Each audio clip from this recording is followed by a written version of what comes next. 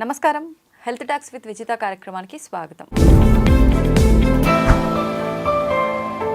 ప్రస్తుతం మనతో పాటు ఉన్నారు ప్రముఖ ఆయుర్వేద వైద్యులు ప్రొఫెసర్ డాక్టర్ టి వేణుగోపాలరావు గారు. ఇప్పుడు వారితో మాట్లాడి మరిన్ని విషయాలు తెలుసుకుందాం. నమస్తే సార్. నమస్తే అమ్మ. సార్, మనం ఇంతకుముందు కూడా ఒక టాపిక్లో మాట్లాడుకున్నాం. డయాబెటీస్ అంటేనే చాలా కాంప్లికేషన్స్ అని చెప్పి. అందులో కామన్గా వచ్చే కాంప్లికేషన్స్ రెగ్యులర్గా ఇంట్లో పెద్దవాళ్ళు ఉన్నప్పుడు వింటూ ఉంటాము.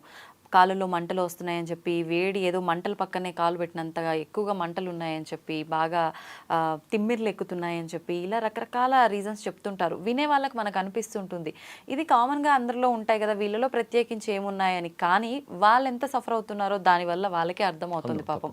నిజంగా అసలు ఇలాంటి ఒక సమస్య అనేది నిజంగా డయాబెటీస్ వాళ్ళలో ఉంటుందా? దీన్ని మనం అంటే కొంచెం సీరియస్గా తీసుకునే అవకాశం ఉందా? అసలు దీన్ని ప్రత్యేకించి ఒక వ్యాధి అని అనొచ్చు అంటారా? దాని గురించి తెలియజేయండి. తప్పకుండా అమ్మా.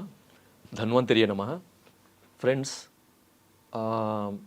డయాబెటిక్ పేషెంట్స్లో మీరు ఇంతకుముందు అన్న విధంగా ఏంటంటే రకరకాల కాంప్లికేషన్స్, కొన్ని సింపుల్ కాంప్లికేషన్స్ ఉండొచ్చు, కొన్ని క్రానిక్ కాంప్లికేషన్స్ ఉండొచ్చు, కొన్ని క్రానిక్ సీరియస్ కాంప్లికేషన్స్, ఓకే, దీర్ఘకాలంగా ఉండి సీరియస్గా ఉండే కాంప్లికేషన్స్ ఉంటాయి. దాంట్లో ఇప్పుడు మీరు చెప్పిన లక్షణాలకు సరిపోయే ఒక కండిషన్ని డయాబెటిక్ పెరిఫెరల్ న్యూరోపతి అని అంటారు అనమాట. Diabetic peripheral neuropathy.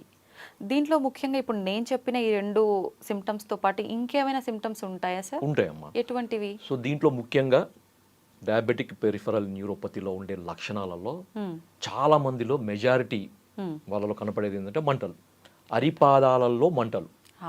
సో ఈ మంటల యొక్క తీవ్రత కొంతమందిలో ఎక్కువగా ఉంటుంది, కొంతమందిలో తక్కువ ఉంటుంది. కొంతమందిలో ఒకే రోజులో ఎక్కువ ఉంటుంది, అదే రోజు కొద్దిగా తక్కువ ఉంటుంది. కొంతమందికి డే టైంలో ఎక్కువ ఉంటుంది, కొంతమంది రాత్రిపూట పడుకున్నప్పుడు ఎక్కువగా ఉంటుంది. ఓకే, కొంతమందికి ఈ మంటలతో పాటు తిమ్మిర్లు కూడా ఉంటాయి. ఓకే, ఈ తిమ్మిర్లతో పాటు మొద్దుబారినట్టు, స్పర్శ లేనట్టు కూడా ఉంటుంది కొంతమందికి. ఇంకొకటి, ఇంకా కొంతమందిలో ఇది అడ్వాన్స్ అయిన కొద్దీ, అంటే ఈ వ్యాధి తీవ్రత మనకు పెరిగిన కొద్దీ ఏమవుతుందంటే ఆ కాళ్ళలో బలం తగ్గుతుంది అనమాట. సో కాళ్ళలో పట్టు తగ్గుతుంది. నడుస్తుంటే మనకి తూలినట్టు ఉండడము, కాళ్ళకి పట్టు తప్పినట్టు, బలంగా అడుగు వేయలేకపోవడము. కొంతమందికి చెప్పులు అంటే ఫుట్వేర్, నార్మల్ చెప్పులు అడుగు వేసినప్పుడు అయితే జారుతుంటాయి అనమాట, కాళ్ళ నుంచి జారుతాయి వాళ్ళకి తెలియకుండానే. సో ఎంత వాళ్ళు ప్రయత్నం చేసినా కానీ వాళ్ళకి గ్రిప్ రాదనమాట. దీన్ని గ్రిప్ లాస్ అంటారు. సో ఇది కూడా ఒకటి ఉంటుంది. కొంతమందికి కాళ్ళలో బలం ఉండదు అనమాట, అంటే కొంచెం ఒక 10 అడుగులు వేసిన తర్వాత ఇంకా కూర్చోవాల్సి వస్తుంది. వీటికి అదనంగా ఇంకా కొంతమందిలో కాళ్ళలో లేకపోతే అరిపాదాలలో, కొంతమందికి వేళ్లలో నొప్పులు మొదలవుతాయి, పెయిన్స్ కూడా ఉంటాయి అన్నమాట. సో ఇవన్నీ కూడా డయాబెటిక్ పెరిఫెరల్ న్యూరోపతికి సంబంధించిన లక్షణాలు అన్నమాట. ఇప్పుడు ఈ లక్షణాలు ఎవరైనా ఉన్న వాళ్ళు గుర్తించి దీనికి ఏదైనా చిట్కాలు కానీ అలాంటివి ఏమైనా ఇంట్లోవి ఫాలో అవ్వచ్చా? ఈ సమస్యల్ని ఇలాగే మనం కనుక డిలే చేస్తే ఇంకా తీవ్రంగా అయ్యే అవకాశం ఉంటుంది? తప్పకుండా అమ్మా. సో దీంట్లో జరిగేది ఏంటంటే న్యూరోపతిలో మనకి అంటే ఇది ఇప్పుడు చాలా మంది ఏంటంటే ఇప్పుడు వీడియో చూసే వాళ్ళకి ఎక్కువ ఇంట్రెస్ట్ ఏది ఉందంటే సార్ ఈ ప్రాబ్లం చెప్పారు, దీనికి రెమెడీ ఏం చెప్తారని చూస్తారు. అవును సార్. కానీ దయచేసి నేను చెప్పేది వినండి, పూర్తిగా వినండి మీరు. ఇది కొద్దిగా ఎక్కువ టైం తీసుకున్నా కానీ మొదటి నుంచి లాస్ట్ వరకు చూడండి. అది మీ ఇంట్లో ఉండే వాళ్ళకో, మీకో, లేకపోతే మీకు తెలిసిన వాళ్ళకో, ఎవరికొకరికి తప్పకుండా ఉపయోగపడే వీడియో ఇది. ఓకే, ఓపికగా చూడండి, జాగ్రత్తగా చూడండి. చాలా మంది ఏంటంటే సోది చెప్తున్నారు, ఇవన్నీ కామెంట్స్ మనం చూస్తున్నాం, కానీ ఇది మనకు ఒక సైంటిఫిక్ గా చెప్పాలనే ఉద్దేశంతో చేస్తున్న వీడియో. మీరు ఓపికగా వినండి మీరు. సో దీంట్లో జరిగేది ఏంటంటే డయాబెటిక్ పెరిఫెరల్ న్యూరోపతిలో రెండు జరుగుతాయి మనకి. ఒకటి నరాలకు సంబంధించిన డ్యామేజ్, రెండవది రక్తనాళాలకు సంబంధించిన డ్యామేజ్. రక్తనాళాలకు సంబంధించిన డ్యామేజ్ని వాస్కులోపతి అంటారు. నరాలు డ్యామేజ్ అయితే దాన్ని న్యూరోపతి అంటారు. సో ఈ న్యూరోపతి అంటే నరాలు డ్యామేజ్ కావడము, అంటే మనకి అరిపాదాల్లో మనకి ఉండే ఈ బ్లడ్ నర్వ్స్ అనేవి డ్యామేజ్ అవుతాయి. ఎందుకు అంటే నరాల వ్యవస్థకు కూడా మనకి ఏ విధంగానైతే ప్రతి కణానికి నరాల యొక్క అవసరం ఉంటుందో, నర్వ్ స్టిమ్యులేషన్ అవసరం ఉంటుందో, అదేవిధంగా ఆ నరాలకు కూడా రక్త సరఫరా అవసరం. ఎందుకంటే న్యూట్రిషన్ అనేది వచ్చేదే రక్తం నుంచి. సో రక్తం నుంచి వచ్చే న్యూట్రిషన్స్ వల్లనే మనకి మన ఈ నరాలు అనేవి ఆరోగ్యంగా ఉంటాయి. ఈ డయాబెటిక్ న్యూరోపతిలో జరిగేది ఏంటంటే రక్తంలో కంట్రోల్ లేని షుగర్ వల్ల, sugar control, chronic uncontrolled diabetes. Okay. Okay, మనకి నార్మల్ లెవెల్స్ లేకుండా అబ్నార్మల్ లెవెల్స్లో చాలా దీర్ఘకాలంగా మనకి షుగర్ లెవెల్స్ పెరిగి అలాగే ఉంటూ పోతుంటే ఏమవుతుందంటే ఈ సన్నటి వెంట్రుక మందం ఉండే ఈ రక్తనాళాలు మనకి ఎక్కడైతే మనకి ఈ నరాలకి సప్లై చేస్తున్నాయో, సో ఆ రక్తనాళాల యొక్క గోడలు మందం ఎక్కుతాయి అన్నమాట. ఓకే, సో దీన్ని ఎండోథీలియల్ హైపర్ప్లేషియా అంటారు దీన్ని. సో దానివల్ల ఆక్సిజన్ డెప్లిషన్ అంటే రక్త నాళాలు డ్యామేజ్ లేకపోతే అవి కుంచుకుపోతే గట్టిగా ఉన్నప్పుడు ఏమవుతున్నాయంటే దాని నుంచి పోయే బ్లడ్ అనేది సరిగా పోదు. సరిగా పోనప్పుడు ఏమవుతుంది,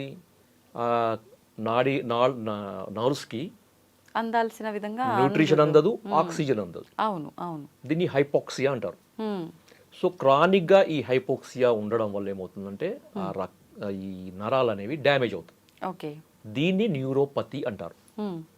సో న్యూరోపతిలో కూడా మనకి sensory neuropathy, motor neuropathy, autonomous neuropathy అంటారు. చెప్తాను. సో సెన్సరీ న్యూరోపతి అంటే స్పర్శకు సంబంధించిన నరాలు దెబ్బతినడం. ఓకే. మోటార్ న్యూరోపతి అంటే కదలికలకు సంబంధించిన నరాలు దెబ్బతినడం. ఆటోనమస్ నర్వస్ సిస్టమ్ అంటే మనకి ఈ హార్ట్ రేటు, తర్వాత హార్ట్ని కంట్రోల్ చేసేది, లంగ్స్ని కంట్రోల్ చేసేది, రెస్పిరేషన్ని కంట్రోల్ చేసేది, ఈ పేగులను కదలికలు చేసే ఈ ఆటోనమస్ నర్వస్ సిస్టమ్ అంటారు. అంటే మనకు సంబంధం లేకుండానే పనిచేసే నరాల వ్యవస్థ. ఆటోనమస్ నర్వస్ సిస్టమ్ కూడా కొంతమందిలో ఈ న్యూరోపతికి గురవుతుంది అనమాట. అంటే ఇది దీర్ఘకాలికంగా దీర్ఘకాలం ఒక 10-15 ఏళ్ళు డయాబెటీస్ కంట్రోల్ లేకుండా ఉండే వాళ్ళలో. Okay okay. సో ఎన్ని మందులు వాడినా కంట్రోల్లో ఉండదు. కొంతమందికి ఎట్లా ఉంటారంటే పర్వాలేదు మందులు వేసుకుంటున్నాం కదా, ఇది పడితే తినొచ్చు, ఏ ప్రాబ్లం అవ్వట్లేదు, పెరిగినా అలా ఉన్నా కూడా అనుకుంటారు. స్టార్టింగ్ స్టేజ్లో మనకి దీని యొక్క లక్షణాలు కనబడడం వెంబడే మనకి ట్రీట్మెంట్ తీసుకోవాలన్నమాట. ఓకే. సో ఆయుర్వేదంలో మనకి ఒక అబ్జర్వేషన్ ప్రకారం ఏంటంటే పిత్త ప్రకృతి అంటే మనకి ప్రకృతులు చెప్పారు. వాత ప్రకృతి, పిత్త ప్రకృతి, కఫ ప్రకృతి, ద్వంద్వజ ప్రకృతులు అని ఆయుర్వేదం. ప్రకృతులు అంటే కాన్స్టిట్యూషన్ అంటే శరీర తత్వాలు అనమాట. సో వేడి శరీరము, చల్వ శరీరము, కఫ శరీరము ఇట్లా చెప్తారు కదా. సో వాళ్ళలో వేడి శరీరము పిత్త తత్వం అంటారు దాన్ని. వాళ్ళలో ఈ న్యూరోపతి సిమ్టమ్స్ ఎక్కువగా కనపడతాయి వేరే శరీర తత్వాలతో పోలిస్తే. వేడి శరీరం వల్ల ఇవి ఎక్కువగా వస్తాయి. ఎందుకంటే ఇది రక్తానికి సంబంధించింది, పిత్తానికి రెండు కూడా రిలేషన్ ఉంటుంది కాబట్టి. సో మంటలకు సంబంధించింది కూడా పిత్తానికి సంబంధించింది, వేడికి సంబంధించింది. సో పిత్త ప్రకృతి ఉన్న వాళ్ళలో ఇది వచ్చే అవకాశాలు మిగతా వాళ్ళతో పోలిస్తే ఎక్కువగా ఉంటాయి. సో ఇది ఒక కారణం ఉంటుంది. సో తర్వాత ఇది ఆయుర్వేదంలో ఈ లక్షణాలని మనకి కరపాద దాహము, తర్వాత పిపీలికామివ సంచారం అంటారు. అంటే మనకి ఈ కొన్నిసార్లు ఏమవుతుందంటే అరిపాదాలలో చీమలు పాకినట్టు, క్రాలింగ్ సెన్సేషన్ అంటారు దీన్ని. ఓకే, అది కూడా నరాలు డ్యామేజ్ కావడం కూడా ఒక సిమ్టమ్ అనమాట, క్రాలింగ్ సెన్సేషన్. ఇవన్నీ చెప్తారు. తర్వాత సుప్తత, దాహము, సుప్తత, వేదన, పిపీలిక, సంచారం ఇవ, ఈ నాలుగు కూడా మనకి ఈ ప్రమేహ వ్యాధిలో మనకి వచ్చే అవకాశం ఉంటుందని ఆయుర్వేదంలో కూడా చెప్పారనమాట. సో ఓవరాల్గా ఇది మనకి ఆయుర్వేదంలో వాత పిత్త దోషాలకు సంబంధించిన ఒక సమస్య. ఓకే. మరి ఇప్పుడు ఈ సమస్య ఉంది అని మీరు చెప్తే తప్ప మాకు తెలియదు. మామూలుగా ఈ సిమ్టమ్స్ అయితే ఉంటాయి, కానీ నార్మల్గా వచ్చే సిమ్టమ్సే కదా, 4 రోజులు అయితే అదే తగ్గిపోతాయి, ఏదో ఫుడ్ అటు ఇటు అవడం వల్ల వచ్చిందేమో, లేదు అని అంటే వయసు పెరిగిపోతుంది, ఇలా ఏదో ఒకటి అనుకుంటారు సార్. నిజంగా ఒక సమస్య ఇది కనిపించింది నాలో సిమ్టమ్ అని అంటే నేను వెంటనే డాక్టర్ని సంప్రదించాలా, లేదు అంటే మామూలుగా ఆయుర్వేదిక్ అంటేనే మూలికలు లేదంటే ఇంటి చిట్కాలు ఇలాంటివి అంటుంటారు, అవేమన్నా ఫాలో అయితే సరిపోతుందంటారా? దీంట్లో ముఖ్యంగా అంటే నా అడ్వైస్ ఏంటంటే అమ్మా, ఇది ఒక గంభీరమైన సమస్య, ఒక సీరియస్ ప్రాబ్లం. ఇది ఎందుకు సీరియస్ అంటున్నా అంటే ఈ సమస్యను సరైన సమయంలో సరిగా దాన్ని కంట్రోల్ చేయలేకపోతే ఫ్యూచర్లో మనకేమవుతుందంటే మొద్దుబారిపోయి స్పర్శ జ్ఞానం కూడా పోతుందని చెప్పాను కదా. సో ఈ స్పర్శ జ్ఞానం పోయినప్పుడు ఏంటంటే ఆ పేషెంట్స్ నడుస్తున్నప్పుడు ఏదైనా కుచ్చుకున్నా కానీ, లేకపోతే ఏదైనా రాయి తగిలినా కానీ, ముళ్ళు గుచ్చుకున్నా కానీ, ఏదైనా రాయి తగిలినా కానీ వాళ్ళకి తెలియదు అనమాట. సో తెలియదు. సో అక్కడ పుండు అవుతుంది. సో ఆ డయాబెటిక్ పేషెంట్స్లో పుండు అవడం అనేది చాలా సీరియస్ కండిషన్. సో అది మానకుండా పోతుంది. ఎందుకంటే వాస్కులోపతి అంటే మనకి రక్త సరఫరా తగ్గుతుంది, నరాలు 2 తగ్గుతాయి, నరాల బలం కూడా 2 కూడా తగ్గిపోతాయి. సో అందువల్ల ఇది పుండు మానకుండా అయిపోయి గ్యాంగ్రీన్ ఫామ్ అయ్యి, ఆ గ్యాంగ్రీన్ కూడా తగ్గని పరిస్థితిలో ఆ వేలో ఆ భాగము తీసేయాల్సిన పరిస్థితి, సర్జరీ, యాంపుటేషన్ అంటారు. చాలా మంది డయాబెటీస్ వాళ్ళలో ఆ పార్ట్ కట్ చేశారు అని చెప్పి ఇలాంటివి ఎక్కువగా వింటూ సో ఉంటాం. ఇలాంటి సమస్య ఈ డయాబెటిక్ న్యూరోపతిలో ఈ యాంపుటేషన్ అనేది మనకి డయాబెటిక్ గ్యాంగ్రీన్ అనేది ఒక కాంప్లికేషన్ అనమాట. సో అందుకని ఏంటంటే ఇది ఎప్పుడైతే మీకు ఈ సమస్య ఉంది, ఇప్పుడు నేను చెప్పిన లక్షణాలు కనబడుతున్నాయో, మళ్ళీ చెప్తాను, గుర్తుపెట్టుకోండి అందరు కూడా. ఒకటి కాళ్ళ మంటలు, రెండవది సూదులతోని కూర్చున్నట్లు ఉండడము, లేకపోతే తిమ్మిరిలాగా ఉండడం, స్పర్శ జ్ఞానం తగ్గడము, తర్వాత మనకి చీమలు బారినట్టు అనిపించడం, జల్ జల్ జల్ జల్ అనిపిస్తుంటాయి కొంతమందికి. కొంతమందికి ఏంటంటే నడుస్తుంటే ఇబ్బంది, అంటే నడక సరిగా పడదు, గ్రిప్ లాస్, మనకు ఏదైనా చెప్పులు వేసుకుంటే జారుతుంటుంది. సో ఇలాంటి లక్షణాలు. కొంతమందికి కొంత దూరం నడవంగానే పాదాలు నొప్పి మొదలవుతుంది అనమాట. సో ఎందుకంటే ఈ నరాల డ్యామేజ్ వల్ల ఏమవుతుందంటే అక్కడ ఉండే కండరాలు కూడా మనకి అట్రోఫీ అవుతాయి అనమాట, అంటే వాటిలో స్ట్రెంత్ తగ్గిపోతుంది. Okay okay. సో దాదాపు ఒక 7-8 లక్షణాలు ఉన్నాయి. సో ఇవన్నీ కనబడ్డప్పుడు, వీటిలో కొన్ని కనబడ్డా, ఒకటి కనబడ్డా, ఓకే, ఎంబడే మీరు జాగ్రత్తగా ఉండాలి. సో ఎలాంటి జాగ్రత్తలు అంటే, మొట్టమొదటిది మీరు దీని గురించి చిట్కా జోలికి పోకండి, నా సిన్సియర్ అడ్వైస్. ఎందుకంటే సీరియస్ ప్రాబ్లం ఇది. చిట్కాల జోలికి పోకండి. యూట్యూబ్లో రకరకాల వీడియోలు వస్తాయి, అవి కూడా ఫాలో కాకండి. మీరు ఫస్ట్ చేయాల్సింది ఏంటంటే డాక్టర్ని సంప్రదించడం. అలోపతి డాక్టర్లు ఇచ్చే మందులు ఒకవేళ మీకు నమ్మకం ఉంటే మీరు తీసుకోండి, నో ఇష్యూ. బట్ ఆయుర్వేదంలో దీన్ని కంట్రోల్ చేయడానికి చాలా సమర్థవంతమైన, very effective medicines, successful medicines, treatments ఆయుర్వేదంలో ఉన్నాయి.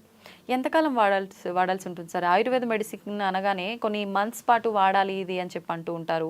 ఈ మెడిసిన్ వెంటనే క్యూర్ అవ్వదు, చాలా ఆలస్యంగా పనిచేస్తుంది అంటారు. రకరకాల అపోహలు ఉంటాయి. నిజంగా ఇప్పుడు పర్టికులర్ మనం మాట్లాడుకున్న ఈ సమస్యలకి ఒక పేషెంట్ మీ దగ్గరికి వస్తే ఆ సమస్య సుమారుగా ఎన్ని నెలల్లో తగ్గే అవకాశం ఉంటుంది? ఇప్పుడు సిట్టింగ్స్ అంటుంటారు, ఒక మందు ఇన్ని నెలలు వాడాలి, అయిపోయిన తర్వాత మళ్ళీ గ్యాప్ ఇచ్చి ఇలా వాడాలి అని చెప్పి కోర్సెస్ లాగా, అలా ఏమైనా ఉంటుందంట? తప్పకుండా. ఇప్పుడు సమస్య యొక్క తీవ్రత బట్టి మందుల యొక్క డ్యూరేషన్, మందుల యొక్క డోసేజ్, ఇవన్నీ మారుతాయమ్మా. సో ఇవన్నీ కూడా వ్యక్తిగతంగా ఇండివిజువలైజ్డ్ ట్రీట్మెంట్స్. సో వేరే సిస్టమ్స్లో జనరలైజ్డ్ ట్రీట్మెంట్స్, జనరలైజ్డ్ మెడిసిన్స్ ఉంటాయి. ప్రతి ఒక్కరికి ఒకే రకమైన మందులు ఒకే సమస్యకి. ఆయుర్వేదంలో అలా ఉండదు. ప్రతి ఒక్కటి కూడా ఇండివిజువల్, ఆ పర్టిక్యులర్ పేషెంట్స్ యొక్క శరీర తత్వం ఏంది, వాళ్ళ వయసు ఏంది, వాళ్ళ ఆహారపు అలవాట్లు ఏంది, వాళ్ళ జీవన శైలి ఏంది, వాళ్ళకి ఈ సమస్య ఎంతకాలం నుంచి ఉంది అనే దాన్ని బట్టి మందులు మారుతాయి. మందులతో పాటు మందుల డ్యూరేషన్ కూడా మారుతాయి. ఉదాహరణకు నేను చెప్తాను. సో ఎగ్జాంపుల్, ఇలాంటి సమస్యకి వసంత కుసుమాకరం అనేది ఒక చాయిస్. చాలా ఉన్నాయి. అది ట్రీట్మెంట్ లో ఒక భాగం, మెడిసిన్ అన్నమాట. వసంత కుసుమాకరం అనేది herbo mineral medicine, gold preparation, స్వర్ణ భస్మంతో కలిసిన మెడిసిన్. పూర్వకాలంలో షుగర్ అంటే వసంత కుసుమాకరం. సో అట్లా ఇచ్చేవాళ్ళు. దానితో కాంప్లికేషన్స్ ఏమి ఉండేవి కాదు వాళ్ళు రాజులు కానీ, లేకపోతే వీళ్ళు జమీందారులు, వీళ్ళందరూ ఇంట్లో తయారు చేయించుకునే వాళ్ళు. వీళ్ళు ఆయుర్వేద వైద్యులను పాతకాలంలో పిలిపించుకొని ఇలాంటి మందులు తయారు చేయించుకొని పెట్టుకొని వాళ్ళ కొరకు, వాళ్ళ పరివారం కొరకు, వాళ్ళ చుట్టుపక్కల ఉండే అందరి కొరకు వాళ్ళు తయారు చేయించేది. ముందుగానే వాడితే షుగర్ రాకుండా ఉండడానికి, ప్లస్ వచ్చిన దాన్ని కంట్రోల్ చేయడానికి. ఇది ఒక్కటే వసంత కుసుమార్గానే కాదు, ఇప్పుడు సిద్ధమ్మ కరధ్వజము, తర్వాత వ్యాధిహరణ రసాయనము, ఇలాంటి చాలా ఉన్నాయి. ఇవన్నీ తయారు చేయించేవాళ్ళు అనమాట. సో అలాంటి వాటిల్లో మీకు ఇంతకుముందు చెప్పాను కదా, వసంత కుసుమాకరం అనేది ఒక అద్భుతమైన మెడిసిన్ అనమాట. సో ఇది స్టార్టింగ్ స్టేజ్లో, అంటే ఈ ప్రాబ్లం స్టార్ట్ అయ్యి మీరు ముందుగానే కొంచెం జాగ్రత్త పరులు అయితే ముందుగానే గుర్తించి అది కేర్ తీసుకోవాలనుకున్న వాళ్ళకి ఇది ఒక మంచి మందు అన్నమాట. ఒక 3 నెలలు అయింది అనుకోండి. సో వచ్చి 3 నెలలు అయింది, ఈ సమస్యను గుర్తించి 3 నెలలు అయింది. ఆ 3 నెలల లోపు ఉన్న వాళ్ళకి ఇది అద్భుతమైన మెడిసిన్. సో 3 నెలలు వాడితే, అంటే వాళ్ళకి అద్భుతమైన, వాళ్ళకి అనే మాదు, కానీ వాళ్ళు 3 నెలలు మాత్రం వాడితే ఇది సమస్య పూర్తిగా రివర్స్ అవుతుంది, మళ్ళీ బ్యాక్ టు నార్మల్. సో దీంతో ఏమవుతుందంటే షుగర్ వ్యాధికి సంబంధించిన ఇతర రకాల కాంప్లికేషన్స్ కూడా తగ్గుతాయి వసంత కుసుమాకరం. ఇది ఒక్కటేనే కాదు, ఎందుకంటే డయాబెటీస్లో neuropathy, vasculopathy, retinopathy, nephropathy, cardiomyopathy, ఇలాంటి రకరకాల సమస్యలు ఉంటాయి. సో ఈ పతీలను అన్నిటిని కంట్రోల్ చేయగలిగే శక్తి ఉన్నది మనకి వసంత కుసుమాకరం. సో మరి సార్, మరి 3 నెలలు దాటింది, మరి వసంత కుసుమాకరం పని చేయట్లేదు, వసంత కుసుమాకరం తగ్గే వాళ్ళు ఉంటారు, లేదు 3 నెలలు దాటింది, ఇంకా ఏం మందులు వాడాలి? సో దీంట్లో స్వర్ణభూపతి అని ఇంకొక మెడిసిన్ ఉంటుంది. ఎందుకంటే మనకి దోషాలను బేస్ చేసుకుని కూడా మనం ట్రీట్మెంట్ చేయాలి. ఇంకా నేను ముందు చెప్పాను కదా, ఈ సమస్య రావడానికి వాత దోషం, పిత్త దోషం రెండు కూడా కారణాలు. అంతే. సో ఈ రెండు కారణాలకి అనుగుణంగా ఉండే రసౌషధాలు అంటారు వీటిని, స్వర్ణకల్పాలు అంటారు వీటిని. ఓకే. ఓకే, దాంట్లో ఇంతకుముందు చెప్పిన వసంత కుసుమాకరము, దానికి అడిషనల్ గా మీకు ఈ స్వర్ణ భూపతి అనేది చాలా అద్భుతమైన మెడిసిన్ అనమాట. ఇప్పుడు అది అడ్వాన్స్ అయిన తీసుకుంటూ ఇది తీసుకోవాలా లేదంటే ఈ అది 3 అది months దాని తర్వాత సపోర్ట్ ఆపేయాలి? తీసుకుంటూ మెయిన్ మెడిసిన్ స్వర్ణ భూపతి ఇచ్చుకుంటూ పోవాలన్నమాట. ఆహాహా. అది ఒక 3 నెలలు, ఓకే. 3 నెలలు కానీ 6 నెలలు కానీ వాడొచ్చు, ఎటువంటి ఇబ్బంది ఉండదు.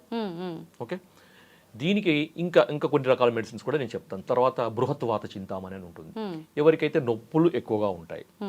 ఓకే, తర్వాత వాళ్ళకి ఈ కాళ్ళలో బలం తగ్గుతుంది, అంటే అడుగు తీసి అడుగు వేసినప్పుడు తగ్గుతుంది. సో అలాంటి వాళ్ళకి ఇది మందు బాగా పనిచేస్తుంది. ఈ స్వర్ణ భూపతి ఎవరికైతే స్పర్శ జ్ఞానం తక్కువ ఉంటుందో, అంటే మనకి సెన్సరీ న్యూరోపతి, యాక్సోనోపతి అంటారు. సో సెన్సరీ యాక్సోనోపతిలో ఇది బాగా పనిచేస్తుంది. ఓకే. సో కాకపోతే ఏంటంటే దీని యొక్క మోతాదు ఎంత, దీని యొక్క అనుపానం ఏంది, ఎంత కాలం వాడాలి, ఎలా వాడాలి అనేది వైద్యుల సలహా మేరకు మాత్రమే వాడండి. ఏదో నేను ఇప్పుడు నా వీడియో చూసి ఎంబడే షాపు పోయి కొనుక్కొని వచ్చి మీరు వాడకండి. ఓకే, చెప్పేశారు కదా పలానా సార్ చెప్పారు, రాసుకున్నాం, పోయి షాపు పోయి. ఎందుకమ్మా అంటే ఇవి రసౌషధాలు, ఇవి మోతాదు చాలా తక్కువ ఉంటుందన్నమాట. అంటే మిల్లీగ్రాములలో, అంటే ఉదాహరణకి గుంజా ప్రమాణం, అంటే గురువింద గింజ ఉంటుంది కదా, అంత మాత్రమే డోసు ఉంటుందన్నమాట దీని యొక్క డోసు. అంత తక్కువ మోతాదులో వాడాల్సిన మందులు ఇవి. సో వాటికి అనుపానం కూడా ఉంటుంది. సో అనుపానం, ఏ అనుపానం వాడాలి, తేనెతో వాడాలా, నెయ్యితో వాడాలా, పిప్పల చూర్ణం వాడాలా, త్రిఫల చూర్ణంతో వాడాలి, మిరియాల పొడితో వాడాలి, ఇంకేదైనా దీంతో వాడాలనేది వైద్యులు అంటే వాళ్ళ కండిషన్ ని బట్టి ఏది అనుపానం అనేది వాళ్ళు చెప్తారు, చేస్తారు. కాబట్టి వైద్యుల సలహా తీసుకోండి, మీరు వాళ్ళ కన్సల్ట్ చేయండి, వాళ్ళకు ఫీజు పే చేయండి. ఏదో ఫోన్లో మనం సార్ చెప్పింది కదా పోయి తెచ్చుకోవడం కాదు, ఇవన్నీ చేస్తుంటారు, అందుకని నేను చెప్తున్నాను ఇవన్నీ. సరే, సో దీంతో పాటు ఇంకా మనకి పైకి రాసుకోవడానికి ఏమైనా మందులు ఉన్నాయా, ఇంకా ఇది ఒక డౌట్ ఉంటుంది చాలా మంది. అవును అవును, ఎక్స్టర్నల్ గా, రైట్. అవును. సో దీనికి ఏంటంటే కొన్ని తైలాలు పనిచేస్తాయి. ఓకే, ఎటువంటివి సార్? దాంట్లో బల గుడిచ్యాది తైలం, రెండవది చందనాది తైలం, తర్వాత పిండ తైలం. వీటిలలో మీరు కాంబినేషన్ చేసుకోవచ్చు, ఏదైనా చేసుకోవచ్చు, చేసుకొని మీరు పైకి మసాజ్ చేసుకోవచ్చు. సో దీనికి వైద్యుల సలహా ఏం అవసరం లేదు, నేను డైరెక్ట్ చెప్పేస్తాను, మీరు వాడుకోండి. ఓకే, అంటే అది మనం లోపలికి ఇంటేక్ కాదు కాబట్టి పెద్ద ప్రాబ్లం ఏమీ రాదు, నో ఇష్యూ. అది ఒకవేళ వర్క్ చేయకపోయినా ఎఫెక్ట్ అయితే ఉండదు, ఎఫెక్ట్ అంతే, నష్టం చేయదు. అంతే అంతే కదా. అవును, ఇప్పుడు మీరు చెప్పారు పలానా రకాల అని ఒక 3 రకాల మెడిసిన్ గురించి అయితే చెప్పడం జరిగింది. ఇప్పుడు ఈ మెడిసిన్ వాడడం ఒక్కొక్కటి 3 months, మళ్ళీ తర్వాత దాన్ని కంటిన్యూ చేస్తేనే ఇంకోటి 3 months. వీటితో పాటు ఫుడ్ కూడా ఏమైనా బ్యాలెన్స్ చేయాల్సి ఉంటుందంటారా? ఫుడ్ తప్పకుండా బ్యాలెన్స్ చేయాలమ్మా, ఎందుకంటే రెండు విధాలుగా ఫుడ్ కంట్రోల్ చేయాలి. ఒకటేమో మనకి డయాబెటిక్ సంబంధించిన ఫుడ్ కంట్రోల్ చేయడము, తర్వాత మనం రసౌషధాలు తీసుకుంటున్నాము, అంటే మనకి స్వర్ణ కల్పాలు తీసుకుంటున్నాం. అవును. సో అవి తీసుకున్నప్పుడు వాటికి అనుకూలంగా ఉండే ఆహారం కూడా ఉంటుంది. అవి బాగా ఎందుకంటే అవి చాలా కాస్ట్లీ మందులు, అవి చాలా అంటే చాలా కాస్ట్లీ ఉంటాయి. సో అలాంటి కాస్ట్లీ మందులు తీసుకున్నప్పుడు అవి వేగంగా పనిచేస్తాయి. క్షిప్రమారోగ్యదాయిత్వాత్ ఔషధేభ్యో అధికోరస అంటారు అనమాట. అంతే, అల్పమాత్రోపయోగిత్వాత్ అరుచే అప్రసంగత క్షిప్రమారోగ్యదాయిత్వాత్ ఔషధేభ్యో అధికోరస అంటారు. అంటే దీని అర్థం ఏంటంటే స్వల్ప మోతాదులో, అంటే చిన్న మోతాదులో తీసుకున్నప్పటికీ ఎటువంటి టేస్ట్గా, అంటే అరుచి.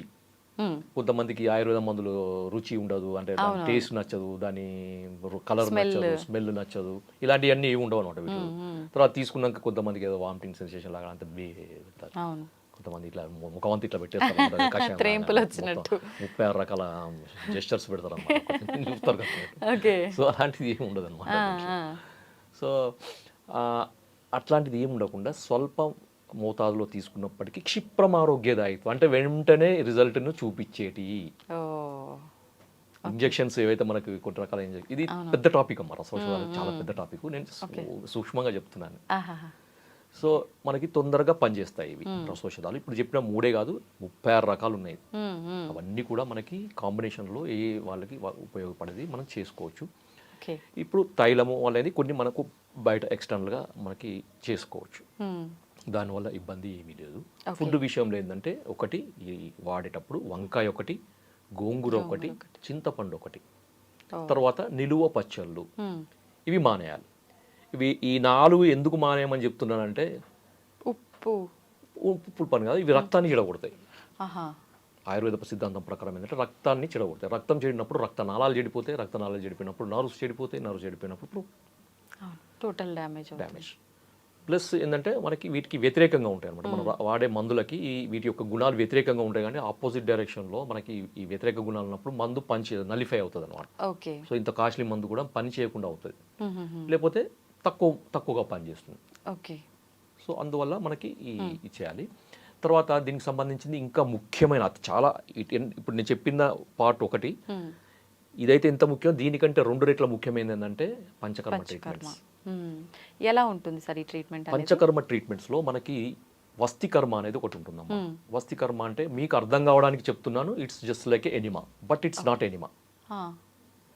ప్రొసీజర్ అనేది ఎనిమా లాగా ఉంటుంది తప్ప ఇది ఎనిమా కాదు. ఎందుకు అంటే మనము మలద్వారం నుంచి ఈ మెడిసిన్ని ఎక్కిచ్చే ప్రక్రియను వస్తికర్మ అంటారు. ఓకే. అది మనకి అపాన స్థానం, పొట్ట భాగంలో, బొడ్డు కింది భాగం నుంచి అపాన స్థానంకి చేరుతుంది అనమాట. సో ఏ విధంగా మనకు ఒక చెట్టు ఎండిపోయింది అనుకోండి, మనం నీళ్ళు ఎక్కడ పోస్తాం? కిందనే కదా, అంతే తప్ప పైన పోయాం కదా నీళ్ళు. సో అదే విధంగా నరాల వ్యవస్థకి మూలం ఇదనమాట మన అపానవాతం యొక్క, అపాన స్థానం యొక్క. దీన్నే ఇప్పుడు అంతా గట్ హెల్త్ అంటున్నారు కదా, మన ఆయుర్వేదంలో ఎప్పుడో చెప్పారనమాట గట్ హెల్త్ అనేది. సో ఇది బాగుంటే ఇది బాగుంటుంది, అంటే గట్ బ్రెయిన్ యాక్సిస్ అనేది రిస్టోర్ అవుతుంది ఇక్కడ ఇవ్వడం వల్ల మనకి. దీనివల్ల దీంట్లో మనకి పంచతిక్త, పంచప్రసృత, సగృత, క్షీరవస్తి అని ఒకటి ఉంటుందన్నమాట. సో దీంట్లో మెడికేటెడ్ మూలికలను, అంటే కొన్ని రకాల మూలికలను కషాయం చేసి, కషాయం కంటే కూడా దాన్ని క్షీరపాకం అంటారు అనమాట. అంటే పాలల్లో వాటిని నీళ్లు పోసి ఉడికిచ్చేసి దాన్ని ఒక పద్ధతి ఉంటుంది. దాంట్లో మనం ఈ ఘృతం కలుపుతాం, అంటే మంచి ఆవు నెయ్యి కలిపి ఇంకా కొన్ని రకాల మూలికలను కలిపి దాన్ని ఇప్పుడు ఎనిమా లాగా ఇస్తాం అనమాట. సో ఈ పద్ధతి కొంతకాలం ఇవ్వాలన్నమాట, తీవ్రతను బట్టి 15 రోజులు, 30 రోజులు, నెల 40 రోజులు అట్లా ఇవ్వాలన్నమాట.